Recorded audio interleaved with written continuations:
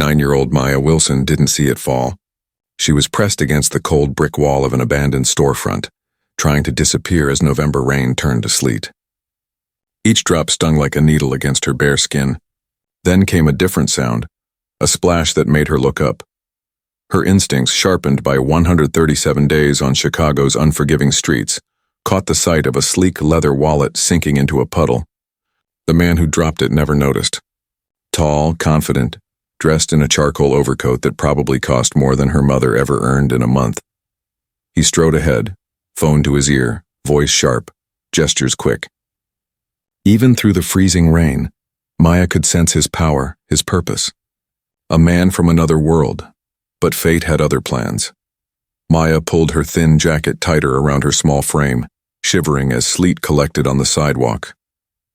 The temperature had plunged since sunset, and each gust cut through her like a blade. At 9 years old, she'd already learned how to vanish. 4 months and 13 days on the streets had taught her which doorways offered shelter, which dumpsters had food, and which people to avoid after dark. Hunger twisted her stomach again, a constant ache she'd learned to live with. Yesterday's half sandwich, fished from a cafe trash bin, had been her only meal.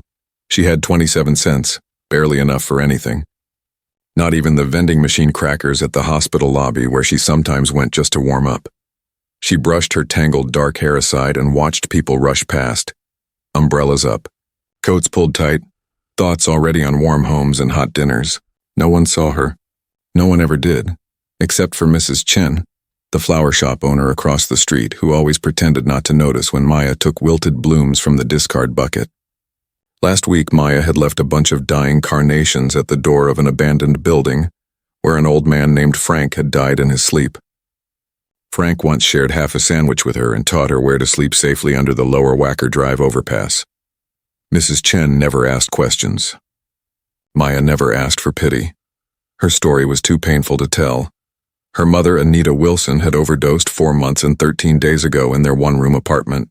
Maya had found her on the bathroom floor, needle still in her arm, just after coming home from school, clutching a test paper with a bright red A. By the time help arrived, it was too late. The landlord tossed their things to the curb within days. Maya managed to save only her mother's tarnished locket and a few clothes stuffed into her backpack. At first, her social worker, Mrs. Reynolds, seemed kind. She bought Maya hot chocolate and promised things would get better. But better turned out to be a crowded foster home where kids were called by numbers. Maya was 9. On her 3rd night, an older boy tried to touch her. She bit his hand until he bled. He never came near her again. Then came the worst part, being separated from her little brother, Elijah. He'd been placed with the Richardsons, a wealthy family up north. They wanted a young child we can still shape. Not a broken 9-year-old with nightmares and trust issues. Maya had run away from her second placement a week later, after being locked in a closet for refusing to call her foster father Dad. Since then, she survived on her own. Every few days, she'd walk 5 miles to peek through Elijah's bedroom window, just to see him safe, smiling, fed. That was enough to keep her going. A gust of icy wind drenched her shoes, numbing her feet. She bit back a sob, curling deeper into the doorway. That's when she saw it again, the wallet lying half submerged in a puddle. Her pulse quickened. The street was empty now. Just her and the wallet. This could mean food, maybe even a warm bed for one night. She darted out, snatched it, and ran back to the alcove. Her fingers shook as she opened it, half from cold, half from guilt. Inside were 3 platinum credit cards, a driver's license, and $340 in cash. More than her mother ever made in weeks of hard work. The photo showed a man in his 40s, gray-eyed, serious but tired. David Harrington, she whispered. The name sounded familiar. She pulled out a sleek business card. Chief Executive Officer, Harrington Technologies. Maya had seen the company's massive tower downtown, a 60-story fortress of glass and steel. A place for people like him. A place where a girl like her could never belong. Until now. Maya had taken shelter under the curved awning of a fancy building during a summer downpour, only to be quickly ushered away by a security guard with an earpiece and a frown. "No loitering," he said, not unkindly but firm. "Move along." Her fingers shook harder now, not just from the cold that had seeped into her bones, The wallet in her hands held enough money to change everything, at least for a while. It could buy food for weeks, antibiotics from the man behind the convenience store on Dearborn who sold medicine without asking questions, or a cheap motel room when the winter cold turned deadly. It could even buy Elijah a birthday present next month. Maybe that transformer toy she'd seen him staring at through a shop window when she'd followed his foster mother, staying half a block behind, careful not to be seen. Maya closed her eyes, feeling the heavy weight of the wallet, the weight of a decision. She had stolen before, food when she was starving, gloves when winter's first chill arrived, even a book once from a free library just to have something to read in the long, silent hours. But never this much. Never something that could truly change her life. Something stopped her from keeping it. Maybe it was her mother's voice, soft but clear in memory. We're poor, baby, not dishonest. There's dignity in struggling honestly. Or maybe it was the man's driver's license photo, eyes that reminded her of Mr. Peterson, her third-grade teacher who always slipped an extra milk carton into her bag on Fridays and once forgot a sweater on her chair, perfectly her size. Then there was the small photo tucked behind the credit cards, a woman laughing in the wind holding a wide-brimmed hat. The inscription on the back read, "To David, through everything always. Love, Sarah." The handwriting shook, like it belonged to someone ill or heartbroken. Maya took a deep breath. Decision made. She slipped the wallet into her jacket pocket and pulled out her most valuable possession, a prepaid phone, sealed in a sandwich bag to keep it dry. Just enough minutes left for emergencies. It was her only connection to Elijah, though she never dared to call his foster home. She dialed the number on the business card. After 2 rings, a man's tense voice answered. Harrington. Hello, she said softly, trying to sound normal. Like a girl with a home, not one surviving on the streets. I found your wallet. There was a sharp intake of breath. You did? Where? I've been looking everywhere. I already canceled the cards, but there are things in there I can't replace. On Jefferson Street, she replied, shivering violently. By the old bookstore, Reader's Corner. Thank God, the man breathed, relief softening his tone. There are irreplaceable photos in there. Can I come get it? Tell me where to meet you, I'll give you a reward. Anything. Maya hesitated. She'd learned not to trust easily. Offers of help often came with strings, or worse. But something in his voice when he mentioned the photos reminded her of before. Before her mother's addiction. Before everything fell apart. I'm by the flower shop, she said finally. The one with the yellow sign, Chen's Flowers. I know it, he replied. I'll be there in 20 minutes, unless if I can. She ended the call and waited, watching the raindrops streak down the glass. Doubt crept in. Maybe he'd bring the police. Maybe they'd drag her back into foster care. Another cold house full of shouting, or worse. Maybe she'd be sent far from Elijah, unable to even check on him through his window at night. But keeping the money suddenly felt impossible. Not because of fear, but because it would mean becoming someone her mother hadn't raised her to be. Your character is what you do when no one's watching, her mother used to say. And someone's always watching, even if it's just you. Maya hugged herself tightly, fighting off the drowsiness that came with the cold. She stomped her feet and counted the minutes by the blinking crosswalk light. 16 minutes later, a black SUV pulled up, spraying water as it stopped. A tall man in a charcoal coat stepped out, opening a large umbrella as he scanned the street. His eyes found her almost instantly, a small, soaked girl standing in a doorway. He slowed his approach, careful not to frighten her. Are you the one who called me? He asked gently, holding the umbrella to cover her doorway without stepping too close. Maya nodded, coughing hard, the sound deep and harsh. She pulled the wallet from her pocket and held it out with trembling fingers. David Harrington's eyebrows lifted as he took in her appearance. The thin wrists, hollow cheeks, dirty jeans, and duct-taped shoes. A child far too young to look so worn. He checked the wallet, eyes widening when he saw everything still inside. Not a single dollar missing. He looked at her again, this time with something like awe. Thank you, he said quietly. I'm David, what's your name? Maya. Another cough shook her frame. Maya, he repeated. You've done me a huge favor. There are things in here. His voice caught as he touched the photo. Things I could never replace. He pulled out all the cash from the wallet and held it toward her. Please, take this. You've earned it. Maya stared at the money, enough to buy warmth, food, maybe even hope. But she didn't move. Instead, she took a breath that rattled in her chest. I don't want your money, she said. Her voice was steady now, carrying a quiet strength too. He smiled faintly. No.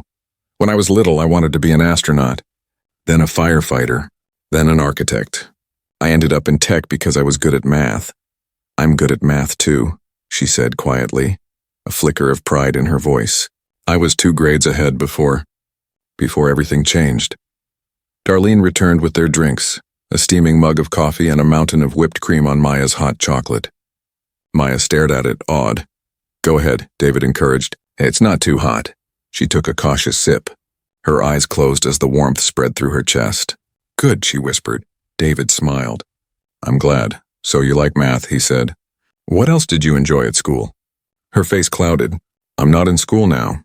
Not for a while. But when you were? Reading, she said immediately. I loved the library. Mrs. Abernathy, the librarian, she'd let me stay at lunch. She knew things weren't good at home. She let me help shelve books and picked stories for me. What was your favorite? The Secret Garden, Maya said without hesitation. It's about a girl who's alone and mean at first because of what happened to her. But then she finds a garden and brings it back to life.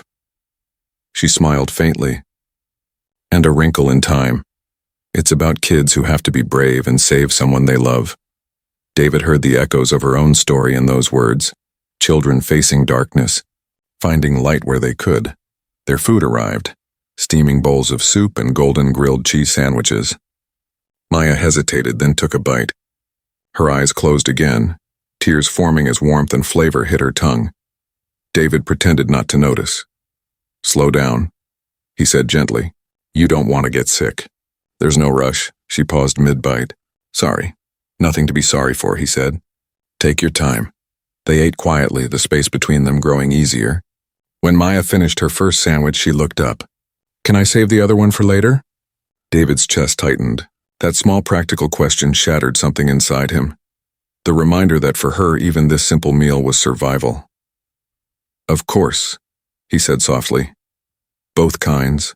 Maya shook her head. I want to try it now, if that's okay. I can't remember the last time I had pie. She said it simply, without self-pity, but the words hit David harder than he expected. Of course it's okay, he managed. It's your pie. Do whatever you want with it. A faint smile crossed Maya's lips. That's the thing about being homeless, she said, her voice far too old for her years. Nothing's really yours. Not food, not clothes, not even a place to sleep. You just borrow things for a while until someone takes them away or you have to leave.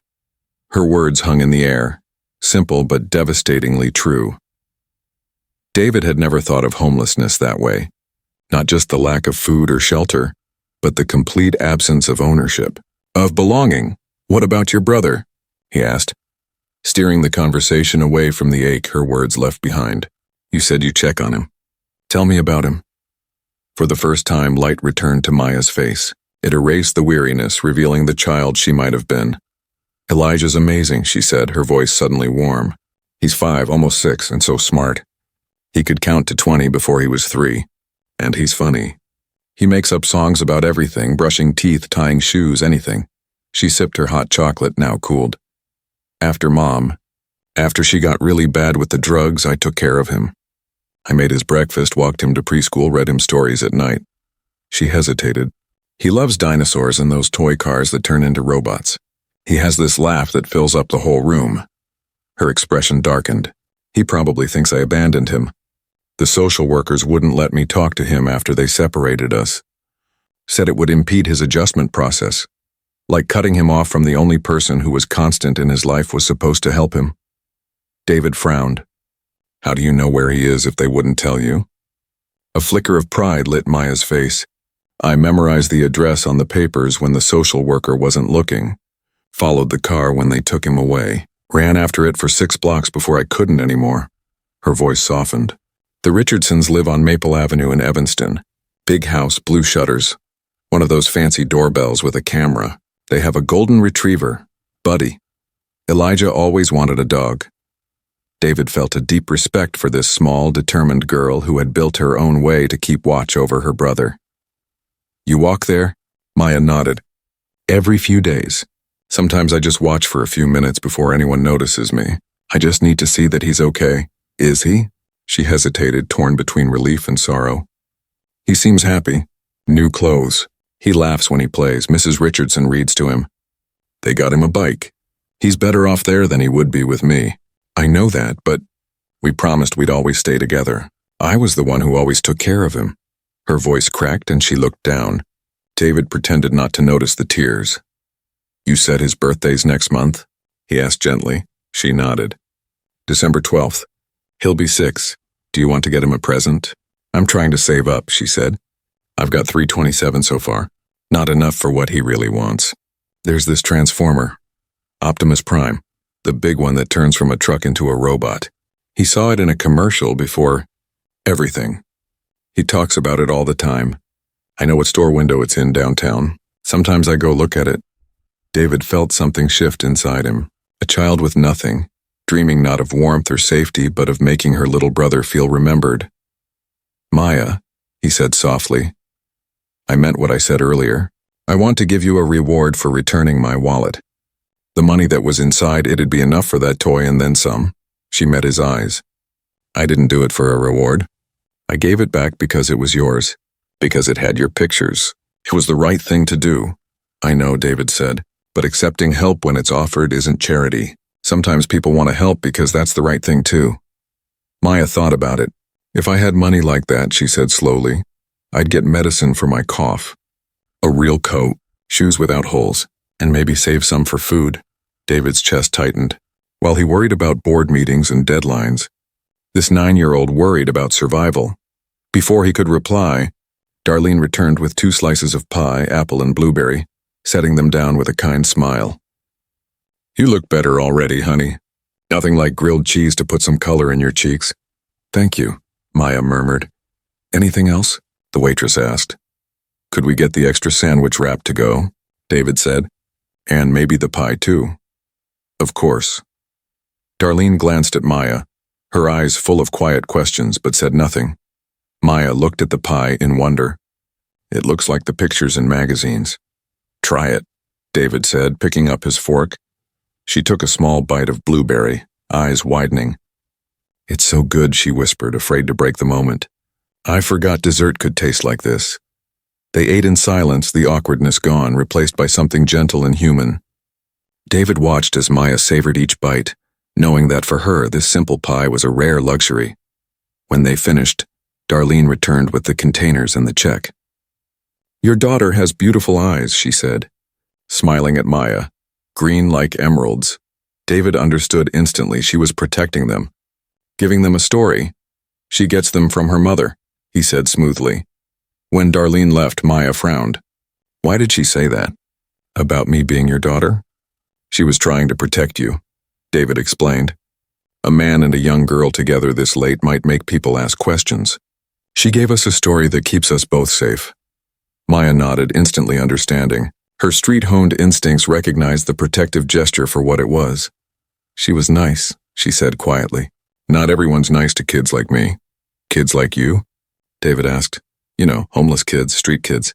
She shrugged with a forced casualness. People think we're all thieves or drug addicts or something. Sometimes they cross the street when they see me coming. Like being poor is contagious. The words hit David like a punch.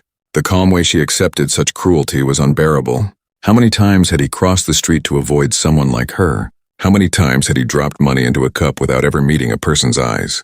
I'm sorry that happens to you, he said softly, the words feeling painfully small.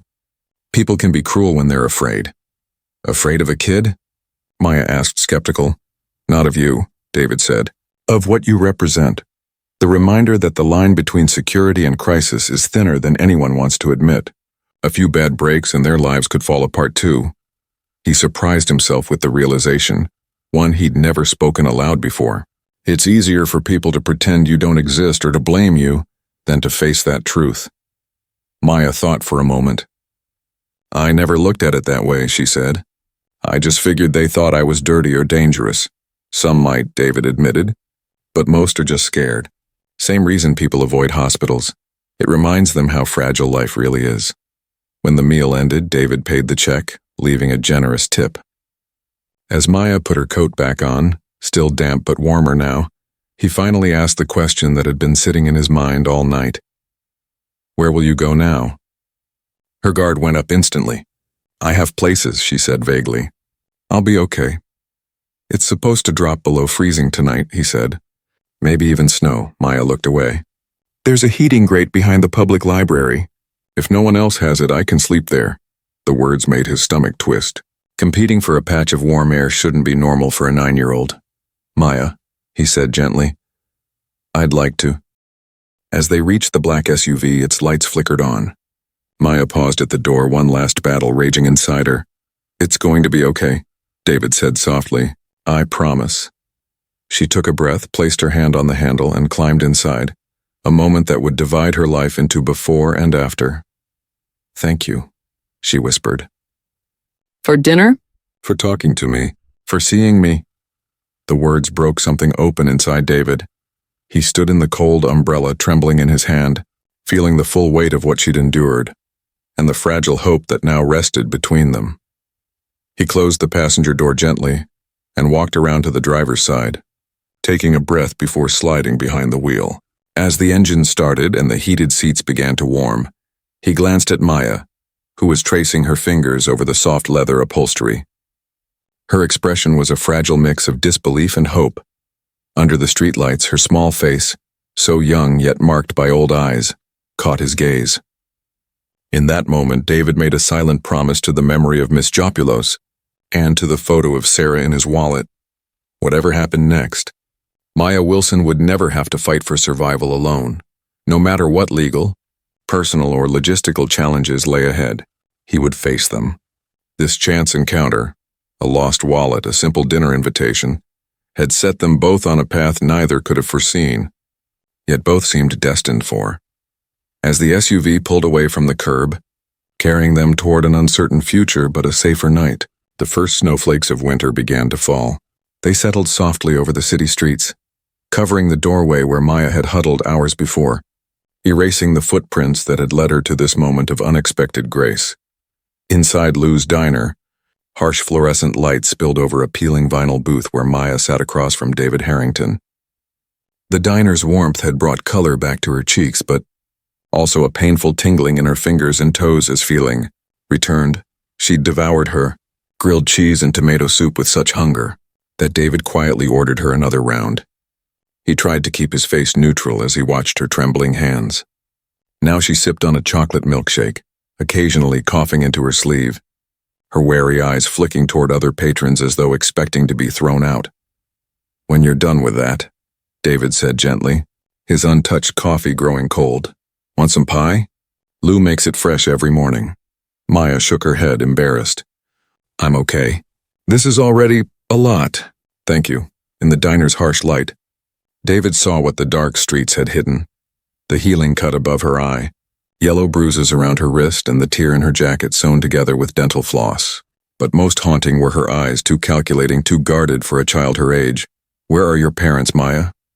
he asked carefully, keeping his anger in check. Not at her, but at a world that left children on the streets while men like him debated million-dollar bonuses. "My mom died in April," she said flatly. "Overdose." Her fingers tightened around the glass. "I don't know my dad. Mom said he left when she got pregnant." David nodded, unsurprised but still saddened. "No other family? Grandparents, aunts, uncles?" "Grandma died last year. That's when Mom started using more." She shrugged, though her eyes betrayed the pain. "There's an uncle in Michigan, but he's in prison. Armed robbery. And there's no one taking care of you now? No foster home? I take care of myself." Her chin lifted, pride flickering beneath the weariness. "I know which restaurants throw out good food. I know where to go when it rains." "Where do you sleep?" David asked, his voice tight. Maya studied him as if testing whether his concern was real. "Different places. There's a church on Adams that doesn't lock the basement door. Sometimes the night guard at the library lets me stay if it's really cold. And there's an abandoned car behind the old factory on Wabash. Nobody ever goes there." Something twisted sharply in David's chest. He'd passed countless homeless people in his life. donated to shelters for tax write-offs, attended galas where wealthy donors praised their own generosity, but he'd never sat across from a hungry child who spoke of homelessness like it was a normal part of life, while he once complained about slow Wi-Fi on his private jet. A waitress approached, glancing curiously at the odd pair, a polished businessman and a homeless girl. "Everything okay here?" she asked with a hint of suspicion. "We're fine, thank you," David said firmly. "Could we get a hot chocolate to go and a slice of apple pie wrapped up?" When she left, Maya was watching him again, her sharp eyes unreadable. "Why did you really want to have dinner with me?" he asked. "You could have kept the money." "I'd never have known. $340 buys a lot of meals." Maya was silent for a long moment. She tucked a matted strand of hair behind her ear, revealing a small tarnished locket, probably her only keepsake. When she finally spoke, her voice was barely above a whisper. "Sometimes the hardest part isn't being hungry or cold," she said. "It's being invisible. People look right through you like you're not even human. Or they see you, but they're scared.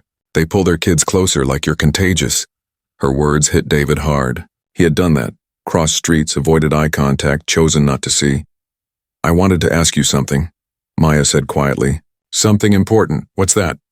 "My brother Elijah's in foster care. It's a good home in Evanston. They have a pool, a big yard with a swing set." Her voice faltered. "But I'm not there, so he must be scared sometimes." "He's always been with me. I used to bathe him, pack his lunches when Mom couldn't." David leaned forward, sensing the weight of what was coming. "How old is Elijah?" "His birthday's next month, December 12th. A flash of pain crossed her face. "He'll be 6. He loves dinosaurs and those toy cars that turn into robots. Last year I found him a stuffed T-Rex at a thrift store. He carried it everywhere." Her composure cracked. "I promised him we'd always be together no matter what happened with Mom. But after the second foster home, they stopped letting me visit. Said I was a disruptive influence. Said he was adjusting well." She rubbed at her eyes. "I still see him, though. I take 3 buses to get there. I watch from outside when they don't close the curtains. He looks happy. He's getting so big." David couldn't speak. "I wanted to ask if you could help me buy him a birthday present," she said. "Not give me money," she added quickly. "Just help me pick something and make sure he gets it, with a note from me. So he knows I didn't forget him." David stared at her, stunned. This child, who had every reason to be bitter, had returned a wallet full of cash just to ask for the chance to give her brother a gift. "That's all you want?" he asked softly. She nodded. "And maybe you could tell him I'm okay, that I still think about him every day." The simplicity of her request shattered him. He thought of Sarah, the photo in his wallet, her frail smile from the hospital bed, both pretending they had more time. "Maya," he said carefully, "why aren't you with your brother? What happened in those foster homes?" Her shoulders slumped. "The first one had 7 kids in a 3-bedroom apartment. The woman just wanted the check. She locked the pantry so we couldn't eat except at meals." Her voice dropped. "There was an older boy there. She tried to come into our room at night," Maya said quietly. "I kept Elijah with me, made him sleep in my bed so I could protect him." David's hands tightened. "I told the social worker," Maya continued, "but she said I was making it up for attention." Her voice hardened. "After Mom died, everyone said I was acting out like I wanted any of this." She took a shaky breath. "The second home seemed nice at first. Big house, only 2 other kids. But the man had rules, so many rules. If you broke them..."